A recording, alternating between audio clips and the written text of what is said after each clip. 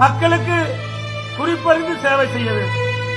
காலத்துக்கு ஏற்றவாறு மக்களுக்கு நன்மை கிடைக்க வேண்டும். அதுதான் அரசுடைய கடமை. அதை நாங்கள் செவனே செய்கிறோம். ஆனால் எதிர்க்கட்சி தலைவர் நான் வருகின்ற பொழுது ஊடகத்திலையும் ட்விட்டர்ல போட்டுட்டாங்க, பொங்கல் பரிசு அறிவித்தது சுயநலம். இது என்ன சுயநலமா?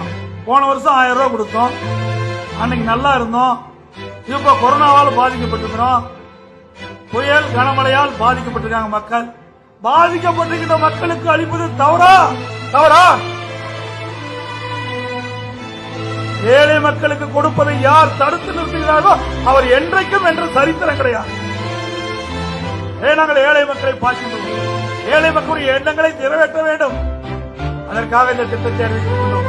நான் கிராமத்திலே பிறந்து வளர்ந்தவன். கிராமத்திலே இருந்து நகரத்திலே வரை ஏழை மக்களோடு பழகி இருக்கின்றேன். ஒரு பண்டிகை வருகின்ற பொழுது அவர் எப்படி கஷ்டப்பட வேண்டும். கொரோனா காலத்தில் பட்ட துன்பம் அதிகம். புயல் கனமழையால் பாதிக்கப்பட்ட துன்பம் அதை விட கடினம். நேரடியாக நிறுத்தாப்படி போய் பாதிக்கும். அப்படிப்பட்ட மக்கள் தை திருநாள் தான் தமிழுடைய ஒரு பொன்னான நாள்.